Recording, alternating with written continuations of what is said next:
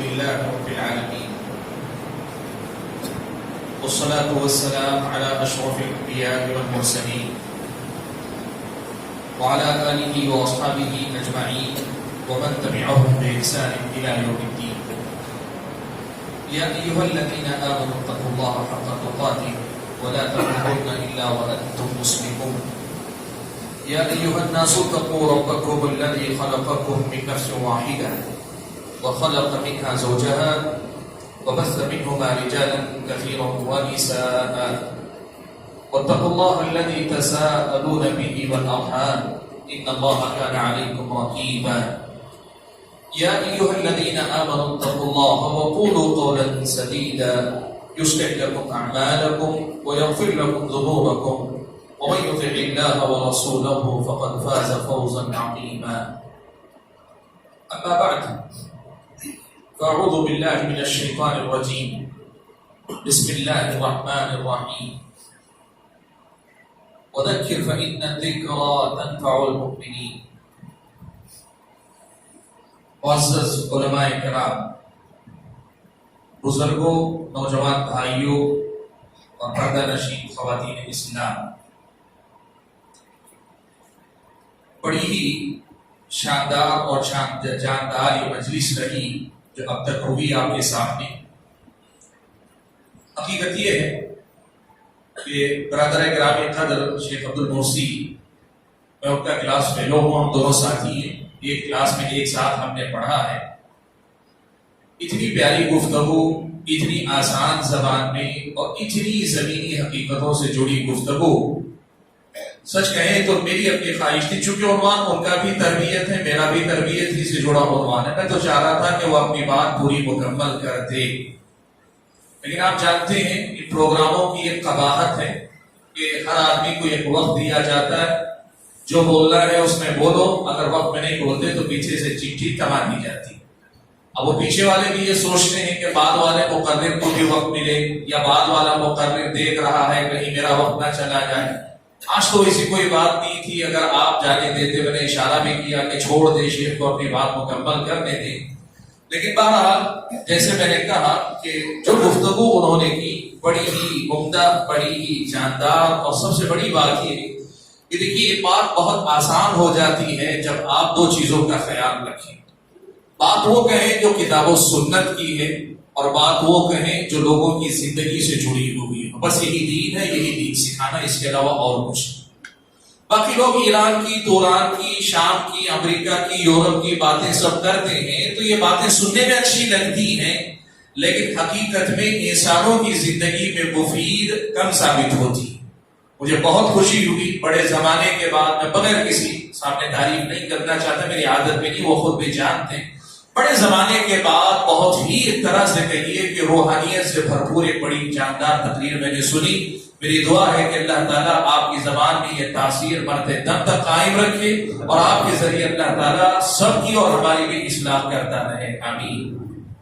حاضرین گرامی، مجھے عنوان دیا گیا ہے کہ نوجوانوں کی تربیت اور ہماری ذمہ داریاں. حقیقت یہ ہے کہ اس عنوان پر بھی باتیں بہت ساری ہو سکتی ہیں، لیکن میں نے جیسے کہا کہ ایک وقت ہے، وقت میں بات سمیٹنی ہے، تو میں کوشش یہ کر رہا ہوں آپ کے سامنے کہ بنیادی طور پر ان نکات پر آپ کی توجہ پھیروں، ان باتوں کی طرف آپ کی توجہ پھیروں جو نکات ہماری توجہ چاہتے ہیں. اگر ہم اپنے نوجوانوں کی تربیت کرنا چاہتے ہیں، ہم اپنے نوجوانوں کو واقعی معنوں میں دیندار، واقعی معنوں میں اللہ کا بندہ، اور ایسے نوجوان جو نوجوان آخرت میں اللہ تعالیٰ کے پاس مومن بندے قرار پائیں، اعلیٰ درجے کے ایمان والے قرار پائیں، اور ساتھ میں اس دنیا میں وہ رہیں تو وہ قوم کے لیے باعث فخر بن جائیں، وہ سرمایہ بن جائیں قوم کا. ایسی تربیت اگر ہم اپنے نوجوانوں کی کرنا چاہتے ہیں تو ہمیں کن باتوں کی طرف توجہ دینی چاہیے. میں اس حوالے سے صرف کچھ بنیادی باتیں آپ کے سامنے رکھنا چاہتا ہوں. آپ یقین کریں وقت اجازت نہیں دیتا کہ میں نوجوانوں کے حالات آج کیا ہیں اس پر آپ کے سامنے بات کروں. آپ کے پاس وہ بات پہلے سے واضح ہے. میں صرف اس بات پہ گفتگو کر رہا ہوں کہ ہم تربیت کے حوالے سے کن کن باتوں کی طرف توجہ دیں. حاضرین گرامی، سب سے پہلی بات میں اس سلسلے میں کہنا چاہوں گا، عنوان میں یہ کہا گیا ہماری ذمہ داریاں۔ سوال یہ ہے کہ نوجوانوں کی تربیت کون کرے گا؟ کون ذمہ دار ہے نوجوانوں کی تربیت کا؟ یہ کس کی ذمہ داری ہے کہ وہ نوجوانوں کی تربیت کریں؟ قرآن و سنت کی تعلیمات کی روشنی میں تربیت کا یہ کام کسی ایک کا نہیں یا کسی ایک قسم کے لوگوں کا نہیں ہے۔ اسلامی شریعت مجھ کو اور آپ کو بتاتی ہے کہ نوجوانوں کی جو تربیت کا معاملہ ہے، یہ تربیت کئی طرف سے ہوتی ہے، تبھی جا کے پوری تربیت ہوتی ہے۔ یہ تربیت کئی حوالوں سے جا کر مکمل ہوتی ہے، تبھی ایک نوجوان کو مکمل نوجوان بنا پاتی ہے، صحیح نوجوان بنا پاتی۔ کون کون تربیت کرے گا؟ سب سے پہلے نمبر پر اس نوجوان کے جو سرپرست ہیں وہ اس کی تربیت کے ذمہ دار ہیں، یہ سب سے پہلے نمبر پر۔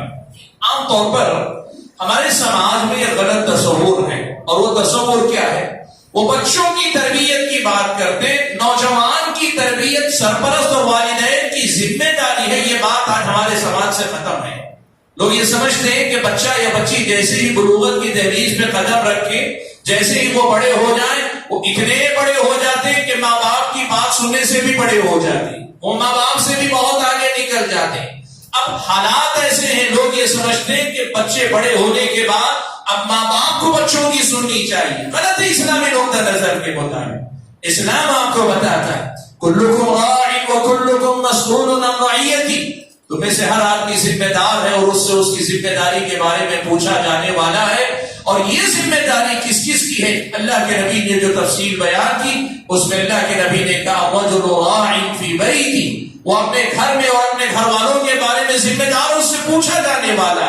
اسی لیے یہ بات ہی یاد رکھیں کہ ہمارے اور آپ کے جو سرپرست حضرات ہیں وہ ہمارے نوجوانوں کی تربیت کے سب سے پہلے ذمہ دار ہیں۔ اور آپ یہ بات یاد رکھیں کہ آپ کا بچہ بلوغت کی دہلیز میں قدم رکھا ہے تو بچپن کے مقابلے میں بڑا ہوا ہے، آپ کے مقابلے میں وہ بڑا نہیں ہے، وہ ابھی بھی آپ کا بچہ ہے۔ اور بچے چاہے جتنے بڑے ہو جائیں، ماں باپ کے بچے ہی ہوتے ہیں۔ اور نوجوانوں یہ بھی سمجھا کرو، ماں باپ کے بچے بن کر رہنے میں زندگی کا ایک الگ لطف ہے، کبھی وہ لطف بھی لیا کرو۔ کبھی یہ بھی دیکھا کرو کہ اپنے ماں باپ کے سامنے ہمیشہ کے بچے بن کر رہو۔ اللہ تعالیٰ نے زندگی میں ایسی لذت، ایسا لطف رکھا ہے کہ آپ کو مجھ کو اندازہ نہیں ہو سکتا۔ پہلی بات میں نے کہی، والدین ذمہ دار۔ آپ کو معلوم ہے حضرت عائشہ صدیقہ رضی اللہ تعالیٰ عنہ کی شادی اللہ کے نبی سے ہو گئی۔ حضرت عائشہ صدیقہ رضی اللہ تعالیٰ عنہ اللہ کے نبی صلی اللہ علیہ وسلم کے ساتھ سفر میں ہیں۔ ایسا ہوتا ہے کہ حضرت عائشہ سے ہار گم ہو جاتا ہے، ہار کی تلاش میں قافلہ رک جاتا ہے، قافلے کے رکنے کی وجہ سے نماز کا وقت قریب آ جاتا ہے، اور قافلہ جہاں رکا ہے وہاں پانی نام کی کوئی چیز نہیں جس سے لوگ وضو وغیرہ کر سکیں۔ حضرت ابوبکر صدیق کو سارا ماجرا معلوم ہوتا ہے، آتے ہیں اللہ کے نبی صلی اللہ علیہ وسلم کے حجرے میں، آپ کے خیمے میں آتے ہیں، اور خیمے میں آ کر حضرت عائشہ کو ان کی کمر میں ٹھوسنی مارتے، کہتے ہیں حبست الناس ولا ما، اے عائشہ کی اتنا خیال نہیں رکھ سکتی، تمہاری اپنی بد احتیاطی کی وجہ سے آج یہ صورتحال ہے کہ اتنے سارے لوگوں کو تکلیف ہو گئی۔ دیکھو بیٹی ہے، شادی بھی کر دی ہے، نبی کی بیوی ہے، لیکن حضرت ابوبکر بہرحال یہ سمجھتے ہیں کہ سرپرست کی حیثیت سے میری ذمہ داری ہے کہ میرے بچے کو میری بچی کو میں بچی ہی سمجھوں گا، اور اگر اس سے غلطی، کوتاہی، کمی، کہیں بھول ہو گئی اسے میں تنبیہ کروں گا۔ سبحان اللہ۔ حضرت عمر رضی اللہ تعالیٰ عنہ حضرت حفصہ کے پاس آتے ہیں، آ کر کہتے ہیں کہ اے حفصہ، شاید عائشہ اللہ کے نبی سے بہت زیادہ قریب ہے، بہت سناتے، دین سکھاتے ہیں، پڑھاتے ہیں، اور آگے کہا وَيُزَكِّيهِمْ، ان کا تزکیہ کرتے ہیں، ان کی تربیت کرتے ہیں، ان کو صاف کرتے ہیں، شرک سے پاک کرتے ہیں، گناہوں سے پاک کرتے ہیں، غلط باتوں سے، غلط عادتوں سے پاک کرتے ہیں، حرام چیزوں سے انہیں پاک کرتے ہیں۔ یہ نبی کا مشن ہے، نبی کے بعد نبی کے وارثین کا کام ہے۔ علماء کی ذمہ داری ہے کہ وہ تربیت کریں۔ تیسرے نمبر پر تربیت کی ذمہ داری کس پر ہے؟ نوجوانوں سے پہلے جب تک بچپن میں ہوتی نا تو بچوں کی ذمہ داری دوسروں پر ہوتی، اس لیے کہ بچے خود اپنے معاملات کے ذمہ دار نہیں ہوتے۔ لیکن نوجوانوں، آج آپ یہ بات سمجھو کہ جوانی کی دہلیز پہ قدم رکھنے کے ساتھ آپ خود اپنی تربیت کے ذمہ دار ہو جاتے۔ آپ یہ چاہیں تو تربیت میں پہلے نمبر پہ لے آئیں کہ آپ اپنی تربیت کے سب سے پہلے ذمہ دار، آپ سب سے پہلے اپنے ذمہ دار ہیں لیکن چونکہ اپنی تربیت خود کرنے کے لیے آپ کے پاس علم نہیں ہوگا، تجربہ نہیں ہوگا، آپ کے پاس کبھی کبھار اپنی غلطیوں کو پہچاننے کا سلیقہ نہیں ہوگا، یا اپنی کمزوریوں کی اصلاح کرنے کا طریقہ آپ کو معلوم نہیں ہوگا، اس لیے میں نے سرپرست اور علماء کو آپ سے پہلے ذکر کیا، ورنہ ہر آدمی اپنے نفس کا خود ذمہ دار ہے۔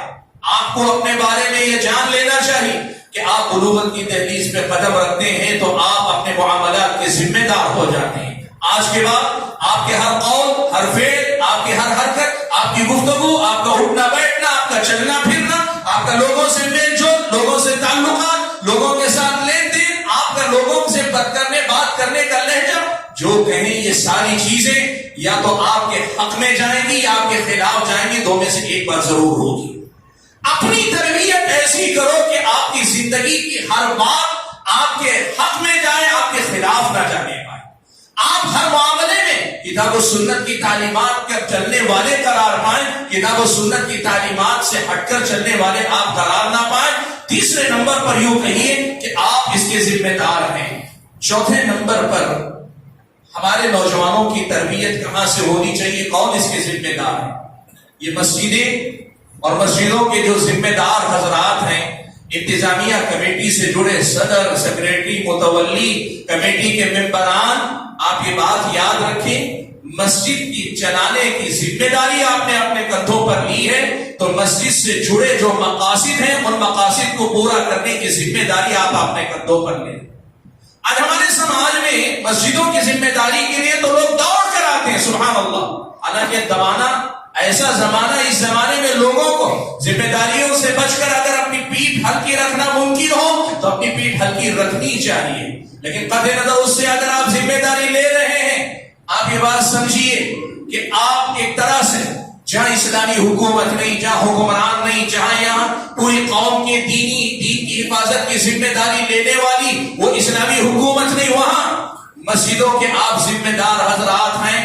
آپ کی یہ ذمہ داری بنتی ہے کہ آپ کمیٹی کے حضرات اپنی مسجد کے مصلی نوجوان مرد، اور میں صاف طور پہ یہ ذکر کرنا چاہوں گا، آپ کی مسجد سے جڑی خواتین، جو گھرانے آپ کی مسجد سے جڑے، اس گھر کی نوجوان لڑکیوں کی تعلیم اور تربیت کی فکر کرنے کی بھی آپ ذمہ داری اپنے کاندھوں پہ لے رہے ہیں۔ یہ مسجد کی کمیٹیاں، معاف کریں مجھے نہیں پتا آپ کے علاقے کا کیا حال ہے، لیکن جو ہم دنیا میں دیکھتے ہیں اس کے مطابق لوگ یہاں سے خود کا قد بڑھانا چاہتے ہیں، یہاں سے اپنی پہچان بنانا چاہتے ہیں، لیکن بھائیوں یہ بات یاد رکھو، یہ ذمہ داری آپ کی بنتی ہے کہ آپ کا قد بڑھے نہ بڑھے، لیکن قوم کے نوجوان کا دینی قد ضرور بڑھنا چاہیے۔ قوم کے نوجوان لڑکی کی تعلیم و تربیت کی فکر اور ان کی اپنی اصلاح اور ان کی ترقی کی فکر آپ ذمہ داروں کے اندر ہونی چاہیے اگر آپ ذمہ داری لے رہے ہیں۔ اس سے آگے بڑھ کر نوجوانوں کی تربیت اور ان کی اصلاح کی ذمہ داری کس پر آتی ہے؟ یہ جو دینی جماعتیں ہیں نا، مختلف دینی جماعتیں، اور ہمارے اپنے علاقے میں ہم کہیں تو جمعیت اہل حدیث جماعت جو ہماری اور آپ کی تنظیمی شکل ہے، ان کی ذمہ داری بنتی ہے کہ یہ جماعت ہے ہی، دیکھیے دنیا میں دوسری جماعتوں کے اغراض و مقاصد طرح طرح کے، کسی کے سیاسی مقاصد ہیں، کسی کی جو ہے تربیتی، ہماری اپنی جو جمعیت ہے اس کا بنیادی مقصد ہی کیا ہے؟ آپ اگر دیکھیں اس جمعیت کے لوگوں پہ لکھا ہے توحید، اتباع سنت، تزکیہ نفس۔ یہ جماعت یہی بنیادی کام کرتی ہے اور یہی بنیادی کام اسے کرنا ہے، اور اس جماعت کے ذریعے جو کام ہونے چاہیے یہی ہونے چاہیے۔ معاف کریں، آج افسوس اس کا ہے کہ جمعیت بہت سارے مقامات پر یا تو اس اپنے کام میں کمزور ہے یا پھر آپسی مسائل میں اس قدر زیادہ ایک دوسرے کے ساتھ مشغول ہیں کہ ہمارے اپنے نوجوانوں کی تربیت کا معاملہ جمعیت کے ہاتھ سے نکلتا جا رہا ہے، اور کئی جگہ تو ایسا ہے کہ جمعیت کے ہاتھ سے نکل چکا ہے۔ اللہ کے بندو، اللہ کے لیے یہ جو جماعتیں ہمارے اکابرین نے جن کا ساتھ دیا، جن کے ساتھ چل کر اس قوم کی دینی تربیت کی فکر کی تھی، ان جمعیتوں جماعتوں کے ذریعے ہمارے اپنے نوجوان لڑکوں اور لڑکیوں کی تعلیم اور تربیت کی فکر کیجیے۔ آج آپ یقین کیجیے، صورتحال یہ ہے کہ اس جمعیت سے جڑ کر ہمارے نوجوانوں کو دوسروں کی اصلاح کرنی تھی، دوسروں کو شرک سے روکنا تھا، دوسروں کو بدعات سے روکنا تھا، دوسروں کو حرام چیزوں سے روکنا تھا، دوسرے لوگوں کو صحیح راستہ دکھانا تھا،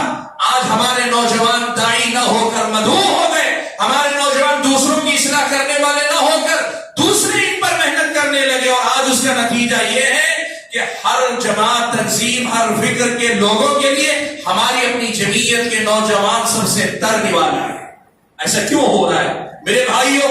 جہاں تک میری آواز جائے یہ بات میں یہ کہنا چاہوں گا، آپ اگر مقامی سطح پر بھی جمعیت و جماعت کی ذمہ داری اپنے سر پہ رکھتے ہیں تو پھر آپ یہ ذمہ داری اپنے آپ پر لیجئے، اپنی ذمہ داری سمجھیے کہ آپ کو ان نوجوانوں کی دینی تعلیم اور تربیت کی فکر کرنی ہے، اس لیے کہ آپ نے اس جمعیت کی ذمہ داری لی ہے جس جمعیت کی بنیاد ہی اسی مقصد سے قائم کی گئی تھی، اسی بات پر اس کی بنیاد رکھی گئی تھی کہ یہ توحید کی تعلیم دے گی، اتباع سنت کا سبق پڑھائے گی اور کتاب و سنت کی تعلیمات کی روشنی میں تزکیے کا کام کرے گی، لوگوں کی تربیت کا کام کرے گی. اور آخری نمبر پہ میں جس کا ذکر کرنا چاہوں گا وہ یہ کہ ہمارے نوجوانوں کی تربیت کی ذمہ داری کس پر ہے؟ بھائیو، قرآن میں اللہ تبارک و تعالیٰ نے مسئلہ بیان فرمایا، کہا والمؤمنون والمؤمنات بعضهم اولیاء بعض، مومن مرد آپس میں ایک دوسرے کے، مومن عورتیں آپس میں ایک دوسرے کے ولی ہیں، دوست ہیں، قریبی ہیں، نزدیکی ہیں، خیرخواہ ہیں، ایک دوسرے کے ساتھ ان کا رشتہ ہے، تعلق. اور اس رشتے کا نتیجہ کیا ہے؟ یأمرون بالمعروف وینہون عن المنکر، یہ ایک دوسرے کو نیکی کا حکم دیتے، ایک دوسرے کو برائیوں سے روکتے. میرے بھائیوں، ہمارے سماج میں خیر خواہی کا سب سے بڑا جو باب ہونا چاہیے وہ یہی کہ نیکی کا حکم دو، برائی سے روکو، توحید سمجھاؤ، شرک سے روکو، سنت سمجھاؤ، بدعت سے روکو، نیکی بتاؤ، گناہ سے روکو. آدمی اگر غلط کر رہا ہے غلط راہ سے روک کر صحیح راستوں سے دکھاؤ. یہ ہمارے سماج میں ہونا چاہیے. دوستیاں اس کے لیے ہونی چاہیے، رشتہ داریاں اس کے لیے نبھائی جانی چاہیے، تعلقات اس کے لیے قائم کیے جانے چاہیے، اس کے لیے نبھائے جانے چاہیے. اور اس کی خاطر ایک دوسرے کے ساتھ وقت گزارنا چاہیے، ایک دوسرے کے ساتھ مل بیٹھنے کا اہتمام کرنا چاہیے، ایک دوسرے کے ساتھ کھانے کھلانے پینے پلانے جو اسلامی شریعت نے ضیافت کے سلسلے، یہ سارے میدان اس جذبے کے ساتھ ہونے چاہیے کہ ہم ایک دوسرے کے بھائی، ایک دوسرے کے خیرخواہ، ہم ایک دوسرے کی تربیت کرتے. دیکھیے وقت اجازت نہیں دیتا لیکن میں پھر بھی یہ بات آپ کے سامنے کہنا چاہوں گا کہ یہ ہمارے اور آپ کے درمیان تربیت کی ذمہ داری ہم نبھائیں، یہ بہت ضروری. دیکھیے میں اپنی مثال کرتا ہوں آپ کے ساتھ. کیسے؟ دیکھیے میں ایک انسان ہوں، میرے ساتھ میں اللہ کی راہ پہ چلنا چاہتا ہوں، مسلمان ہوں، اللہ کی راہ پہ چلنا چاہتا ہوں، لیکن میرے ساتھ تین چیزیں لگی ہوئی. ایک تو شیطان لعین لگا ہے جو میری رگوں میں کوئی دوڑتا رہتا ہے. دوسری چیز اللہ تعالیٰ نے نفس امارہ دیا ہے مجھے آزمانے کے لیے، میری زندگی میں نفس امارہ اللہ تعالیٰ نے دیا ہوا ہے. اور تیسری چیز یہ دنیا ہے، دنیا کی رنگینیاں ہیں، دنیا کے فتنے ہیں. یہ تینوں چیزیں مجھ میں جب ایمان اللہ کے فضل و کرم سے مضبوط ہوتا ہے، میں اکیلا ہو کر تینوں کو پچھاڑ لیتا ہوں، تینوں پہ قابو پا لیتا ہوں، تینوں سے جیت جاتا ہوں. لیکن ہوتا کیا ہے، میں ہمیشہ اتنا طاقتور نہیں ہوتا، میرا ایمان ہمیشہ اتنا مضبوط نہیں ہوتا. کبھی ہوتا یہ ہے میں اپنے نفس سے ہار جاتا ہوں، کبھی میں دنیا سے ہار جاتا ہوں، کبھی میں شیطان سے ہار جاتا ہوں، میں کمزور پڑ جاتا ہوں ان میں سے کسی ایک کے سامنے، دو کے سامنے، تینوں کے سامنے. ایسے موقع پہ مجھے ضرورت ہوتی ہے کہ میرے اپنے یہ بھائی مجھے تھام لے، مجھے سہارا دے. ان سے لڑنے میں تو اکیلا نہیں، میں تیرے ساتھ کھڑا ہوں. یأمرون بالمعروف وینہون عن المنکر. مومن بھائی ایک دوسرے کا سہارا بن کر ایک دوسرے کو نکال کے لاتے. نہیں تو میرا بھائی ہے، تو نفس کا غلام نہیں ہو سکتا، تو دنیا کا پجاری نہیں ہو سکتا.